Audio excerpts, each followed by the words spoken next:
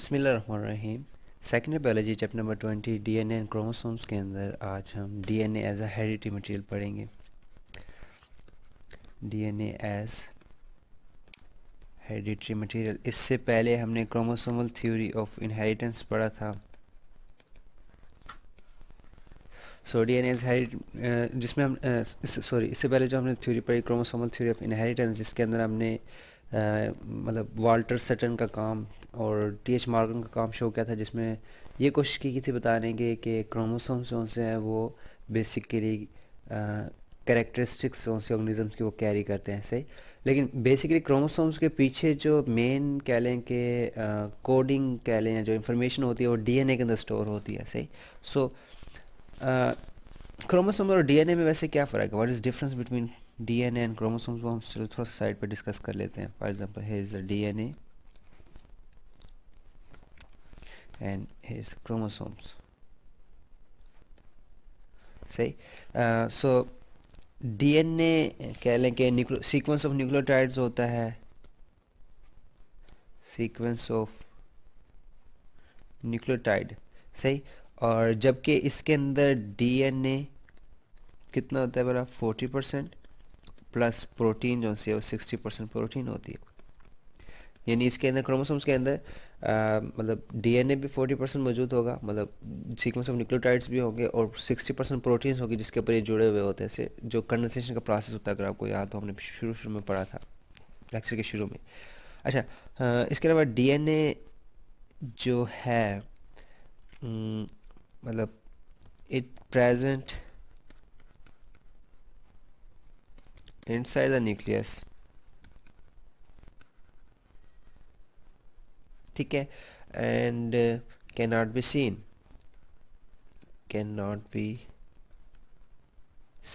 ठीक है। जबकि जो क्रोमोसोम्स हैं ये भी प्रेजेंट डीएनए पे होते हैं। It present in DNA, sorry in nucleus, sorry ये न्यूक्लियस के अंदर होते हैं, but seen only when cell divides, ठीक है, व्हेन सेल डिवाइड्स। यानी जब सेल ने डिवाइड होना होता है उसी टाइम उसमें क्रोमोसोम्स हमें नज़र आएंगे, यानी थ्रेड लाइक स्ट्रक्चर्स हैं। जबकि डीएनए नज़र नहीं आता, मतलब वो बहुत छोटा सा मॉलिक्यूल है, तो उसे देखने के लिए आपको इलेक्ट्रॉन माइक्रोस्कोप की ज़रूरत पड़ती है, या फिर मज़ीद टेक्निक्स होती हैं जिसके ज़रिए देखा जाता है।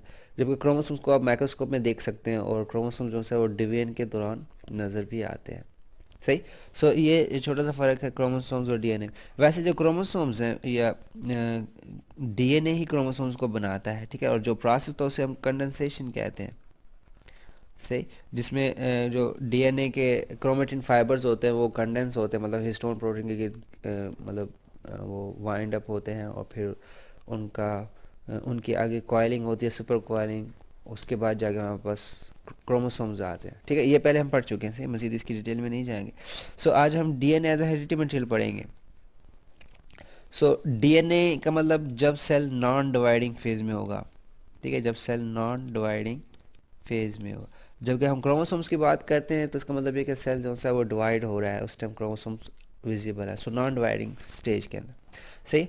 तो इसके ऊपर बहुत से साइंटिस्ट ने काम किया डीएनए हेरिडिटरी मटेरियल प्रूव करने के लिए, लेकिन जो सबसे ज़्यादा कह लें कि मशहूर हुआ, या सबसे पहला एविडेंस, जो पहली एविडेंस आया था हेरिडिटरी नेचर का, वो ग्रिफिथ ने दिया था, ठीक है, फ्रेडरिक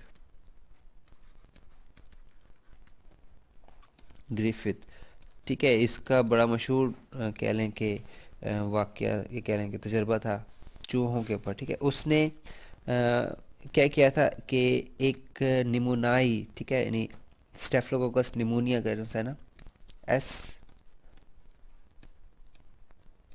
निमोनिया, ठीक है, ये बैक्टीरिया है, और विच काज निमोनिया, ठीक है, जो कि क्या काज करता है? निमोनिया काज करता है, ठीक है, इन रैट्स, ठीक है। किसके ऊपर काज करता है? रैट्स में से। तो उसने एक पैथोजेनिक बैक्टीरिया लिया, और अब देखा कि उसमें उसने उसके पास दो हाइपोथेसिस थे। फर्स्ट हाइपोथेसिस ये था, मतलब उसने हाइपोथेसिस बनाया कि डीएनए इज हेरिडिटरी मटेरियल, ठीक है। उसका पहला हाइपोथेसिस था डीएनए हेरिडिटरी मटेरियल है, सही। सेकंड उसका हाइपोथेसिस है डीएनए इज नॉट, जो कि मतलब होता है इज नॉट हेरिडिटरी मटेरियल। ठीक है, मतलब उसके पास दो हाइपोथेसिस थे। सो उसने दोनों को मतलब दोनों के पे एक्सपेरिमेंट करे।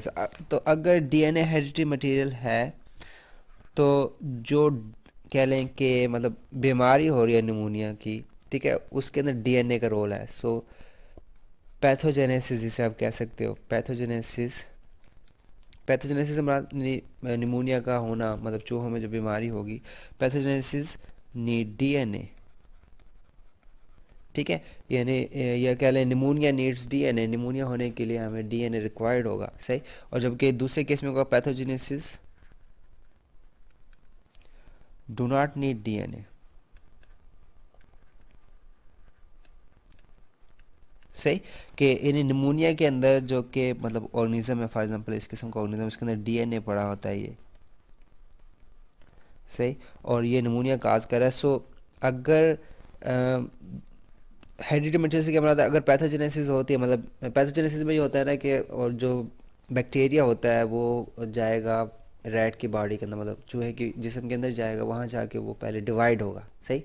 सो डिवीजन के दौरान जो कह लें कि बीमारी फैलाने वाली जो चीज़ होगी, असल जो कह लें जिसका रोल होगा, वो डीएनए के पास होगा, क्योंकि डीएनए के पास इंफॉर्मेशन होती है, सही सारी। सो अगर बीमारी होती है वो डीएनए की वजह से होती है, देखेंगे। अगर बीमारी नहीं होती, मतलब डीएनए की वजह से नहीं होती, उसके बारे में भी हम सोचेंगे, सही। सो उसको उसके पास ये दो हाइपोथेसिस थे, फिर उसके लिए उसने एक्सपेरिमेंट एक पूरा ऑर्गेनाइज किया। ठीक है, मतलब हाइपोथेसिस डेवलप होगा, पहले तो उसकी ऑब्जर्वेशन थी ना, कि मतलब उसने ऑब्जर्व किया कि यार निमोनिया के जो बैक्टीरिया है वो जब हम माउस के अंदर डालते हैं, सो माउस डेड हो जाता है उसकी बीमारी की वजह से। फिर उसने सेकंड मतलब जो उसकी हाइपोथेसिस आया कि यार कि जो बीमारी हो रही है उसके अंदर डीएनए का रोल है, क्योंकि डीएनए हेरिडिटरी मटेरियल है, सही। उसको प्रूव करने के लिए फिर उसने पूरा एक्सपेरिमेंट डिवाइस किया। और उसके अंदर उसने पहली दफ़ा क्या किया कि मतलब निमोनिया के स्ट्रेंस, एस स्ट्रेन जो से हैं, वो उसने इंजेक्ट किए बैक्टीरिया में, बैक्टीरिया डेड हो गया, सही। और जब बैक्टीरिया का उसने ब्लड निकाल के देखा तो उसके अंदर उसे, यानी ये ब्लड सैंपल कह लें, ब्लड सैंपल के अंदर उससे लिविंग एस स्ट्रेन बैक्टीरिया नज़र आए, सही। अ, अब दूसरा उसने एक आर टाइप बैक्टीरिया लिया, ठीक है। एक उसने एस टाइप लिया, S type stand for virulent bacteria. Virulent से मुराद डिजीज़ काजिंग, ठीक है, जिससे दूसरे लफ्ज़ों में आप क्या कहोगे, डिजीज़ काजिंग बैक्टीरिया, सही। दूसरा उसने आर टाइप लिया जो कि नॉन वायरुलेंट है। नॉन वायरुलेंट से मुराद नॉन डिजीज़ काजिंग, जो कि डिजीज़ नहीं काज करेगा,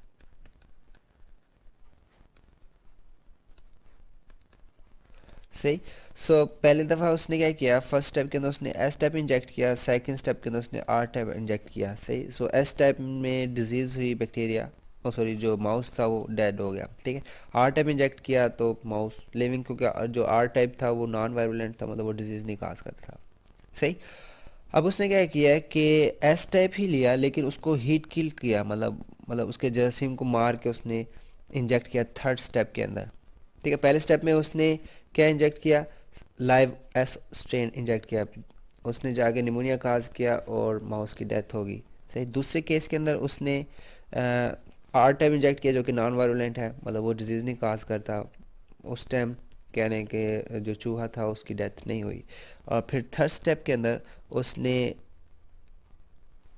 वायरलेंट बैक्टीरिया, मतलब जो डिजीज़ काज करता है, इसी को लिया लेकिन उसे हीट किल कर दिया, ठीक है, मतलब उसे डेड कर दिया ताकि उसकी मशीनरी काम ना करे, मतलब उसमें प्रोटीन सिंथेसिस रुक गई, सारा प्रोसेस रुक गया। और उसके बाद इंजेक्ट किया तो माउस को कुछ नहीं हुआ, ठीक है। फोर्थ स्टेप बड़ा इंटरेस्टिंग है। फोर्थ स्टेप में उसने क्या किया कि लिविंग आर, ठीक है, जो आर टाइप नॉन पैथोजेनिक है या नॉन वायरुलेंट है, उसको मिक्स किया डेड एस के साथ, सही, जो कि वायरुलेंट था। इन दोनों का मिक्सचर बना के उसने इंजेक्ट किया।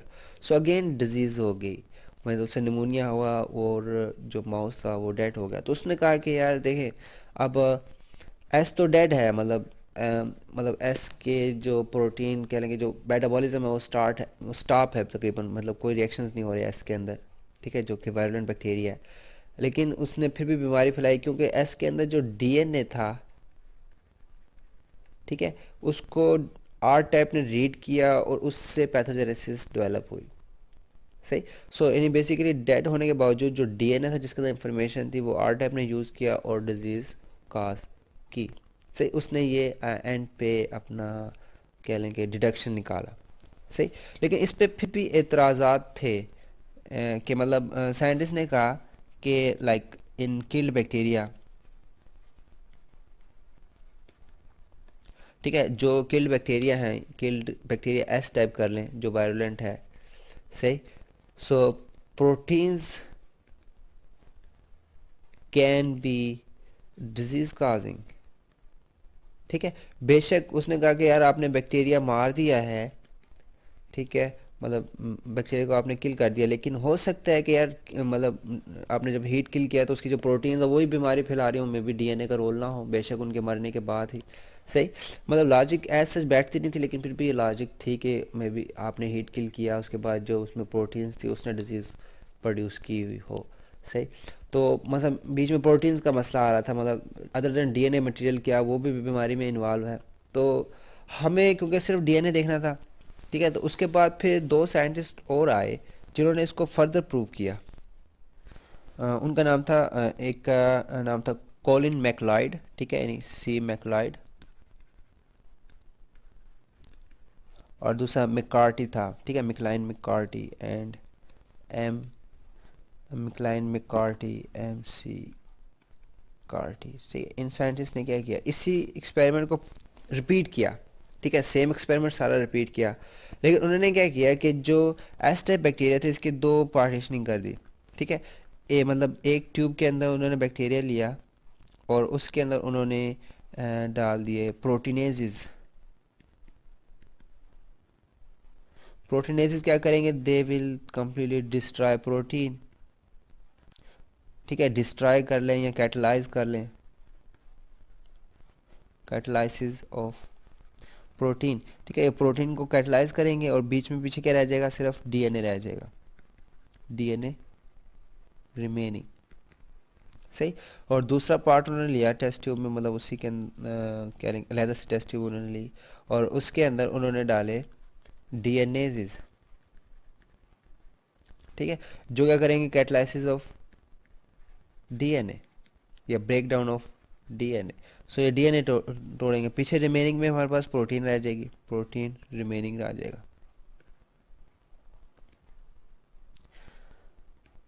सही। तो उन्होंने फिर लास्ट में डीएनए रिमेनिंग सैंपल्स और प्रोटीन रिमेनिंग सैंपल्स, मतलब जो एस टाइप बैक्टीरिया काज कर रहा था उसको किल करने के बाद मज़ीद उनको ट्रीट किया डीएनएज़ से और प्रोटीनेज़ से, ताकि पीछे हमें सिर्फ प्योर डीएनए मिले और प्योर प्रोटीन्स मिले। ठीक है, ताकि वो जो बीच में एक कह लें कि ऑब्जेक्शन आ रहा था कि शायद प्रोटीन जो सी हैं वो बीमारी मतलब डिजीज़ प्रोड्यूस कर रही हैं, उनको रूल आउट किया जा सके। ठीक है।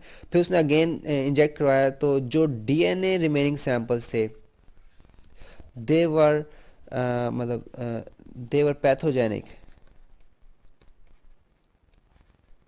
पैथोजेनिक से मतलब प्रोड्यूस डिजीज़ कि जिस सैंपल में डीएनए था जब उसे हमने आर टाइप के साथ मिक्स करके डाला, ठीक है, जिस तरह हमने पहले प्रोसीजर में देखा, तो आर टाइप के साथ मिक्स करके डाला तो उसके बाद देखा गया कि यार इसने डिजीज़ प्रोड्यूस कर ली। सो डीएनए के पास इंफॉर्मेशन थी जो कि आर टाइप को मिली, आर टाइप जो कि नॉन पैथोजेनिक बैक्टीरिया था और उसने डिजीज़ प्रोड्यूस की। ठीक है। और जबकि जब उसने प्रोटीन रिमेनिंग को मतलब ऐड किया आर टाइप के साथ तो उसने कोई बीमारी प्रोड्यूस नहीं की, मतलब वो नॉन पैथोजेनिक था। ठीक है, मतलब डीएनए का सैंपल हमने आर टाइप के साथ डाला वो ये मतलब डिजीज़ काज करेगा, लेकिन जब हमने प्रोटीन का हम रिमेनिंग सैंपल डालेंगे so they will be non pathogenic, वो डिजीज़ नहीं काज करेगा। So that was the experiment. उसके बाद क्लियर हो गया कि यार डीएनए जो है वो डिजीज़ प्रोड्यूस कर रहा होता है। सही। हाँ, ये उसकी कह लेंगे रिकन्फर्मेशन हो गई। इसके बाद एक और एविडेंस जो कि बहुत मतलब सपोर्टिंग एविडेंस है वो एवरेज ने दिया था। ठीक है, एवरी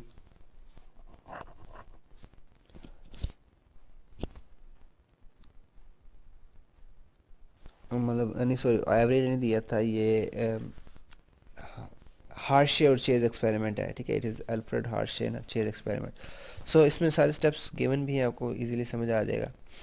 मैं डायग्राम थोड़ी बड़ा कर, तो इसमें उन्होंने क्या किया बोला कि उन्होंने बैक्टीरियोफेजेस लिए, ठीक है। बैक्टीरियोफेजेस से मराद वो बैक्टीरिया जो वो वायरसेस जो बैक्टीरिया को खाते हैं, ठीक है। और बैक्टीरियोफेजेस में उसने रेडियो लेबलिंग की, ठीक है। मतलब उसने, हमारे पास जो बैक्टीरिया होता है नॉर्मली, या बैक्टीरियोफेज होता है, उसका नॉर्मल स्ट्रक्चर इस किस्म का होता है, ठीक है। ये हमने पहले पढ़ा भी हुआ है 9th-10th में, आपको भी आइडिया होगा, सही। So for example it is a bacteriophage, और इसमें हमारे पास प्रोटीन कोट होता है सारा, और बीच में ये डीएनए पड़ा होता है, इट इज़ डीएनए, और ये प्रोटीन कोट है जो नॉर्मल कह लें कि एक वायरस का स्ट्रक्चर होता है। सो प्रोटीन कोट और डीएनए, तो उसने क्या किया, डीएनए को लेबल कर दिया और प्रोटीन कोड को लेबल कर दिया अलग-अलग, ठीक है। मतलब जो उसने प्रोटीन कोड लेबल किया वो S35 से किया, ठीक है, यानी सल्फर 35, जो कि आइसोटोप है, हैवियर आइसोटोप है सल्फर का। और डीएनए को जो सा उसने लेबल किया वो P32 के साथ किया, ठीक है, वो भी एक हैवियर आइसोटोप है फास्फोरस का। सो P32 और S35 प्रोटीन कोड और डीएनए लेबल्ड थे, सही। तो उसने क्या किया, अब मसलन ये रेडियो एक्टिव प्रोटीन है, मतलब ये ऊपर वाला जो बैच 1 उसने यूज़ किया ऊपर वाला, इसमें सिर्फ प्रोटीन को लेबल किया, और दूसरे बैच के अंदर उसने डीएनए को लेबल किया, सही।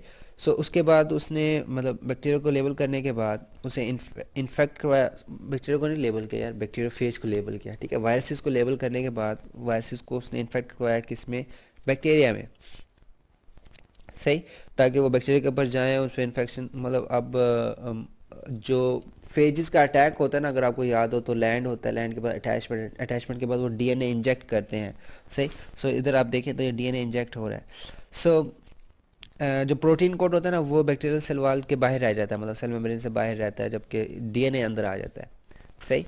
सो अगर डीएनए होगा, ठीक है, तो भी पता चल जाएगा, अगर प्रोटीन कोटा तभी। फिर उन्होंने क्या किया कि मतलब इन बैक्टीरिया को एजिटेट करवाया, एजिटेट से मतलब मिक्सर के अंदर डाल दिया, ताकि जो प्रोटीन कोट है जो कि उसकी सेल वाल के ऊपर पड़ी हुई है, चिपकी हुई है, वो लैदा हो जाए, ठीक है, वो गिर जाए, to remove the protein coat from the outer surface of bacteria, bacteria के आउटर सरफेस से प्रोटीन कोट को रिमूव कर दें, सही। उसके बाद प्रोटीन कोट रिमूव हुई, पीछे सिर्फ डीएनए रह जाएगा, किसके अंदर, बैक्टीरिया के अंदर, ठीक है।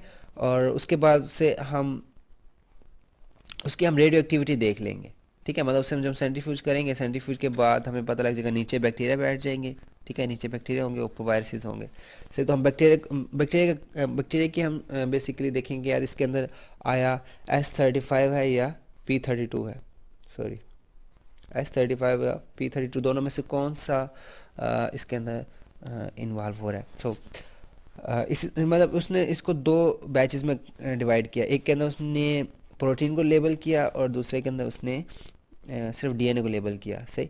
तो फर्स्ट केस के अंदर उसने देखा कि यार जो रेडियो एक्टिविटी है वो ये चीज़ शो कर रही है कि जो, मतलब प्रोटीन्स है वो रिमूव हो गई हैं, मतलब दे आर नॉट प्रोड्यूसिंग, कह लें कि साइकिल या लाइटिक या लाइसोजेनिक साइकिल इन बैक्टीरिया, ठीक है। बैक्टीरिया के अंदर वो डिजीज़ प्रोड्यूस नहीं कर रही, ठीक है। जबकि जो डीएनए है basically it is the main, कह लें कि हेरिडिटरी मटेरियल, मतलब इसके अंदर सारी इंफॉर्मेशन स्टोर है जो कि बैक्टीरिया की, कह लें कि lytic cycle, bacterial sorry viral cycles, उनसे आपको थोड़ा बहुत आइडिया हो, लाइटिक साइकिल होती है, लाइसोजेनिक साइकिल होती है, ठीक है। सो जो लाइटिक या लाइसोजेनिक साइकिल क्रिएट कर रहा है वो डीएनए है, नॉट इट्स प्रोटीन, ठीक है। यानी प्रोटीन सिर्फ डीएनए को कोड करती है, जबकि असल इंफॉर्मेशन डीएनए के पास है, जो आगे जाके पैथोजेनेसिस, यानी जो बीमारी फैलाने की एबिलिटी है, वो मतलब डीएनए की वजह से है, ठीक है। सो ये अगेन कह रहे हैं कि बहुत ही अच्छा एविडेंस था हार्शे और चेज की तरफ से, नहीं, अल्फ्रेड हार्शे और मार्था चेज दो साइंटिस्ट थे, sorry, Alfred Hershey and Martha chase, ठीक है। इसे हार्शे एंड चेज एक्सपेरिमेंट भी कहते हैं, ठीक है। तो उन दोनों ने मिलके ये मतलब टीम के तौर पर काम किया था, सही। सो मतलब रेडियो लेबलिंग के बाद तो बिल्कुल ही हमें कंफर्म होगा कि यार डीएनए जो है वो it is a hereditary material, क्योंकि आगे जो कापीज बनेंगे वो डीएनए बनवाता है, so DNA is hereditary material. अगर ये सारा मतलब टॉपिक्स आज का था हमारा डीएनए हेरिडिटी, जिसमें हमने देखा कि डीएनए जो है वो बेसिकली इंफॉर्मेशन स्टोर करता है जो नेक्स्ट जनरेशन में ट्रांसफ़र होती है। ठीक, अगले लेक्चर के नाम देखेंगे केमिकल कंपोजिशन ऑफ डीएनए, कैसे कि डीएनए बना किस तरह का होता है।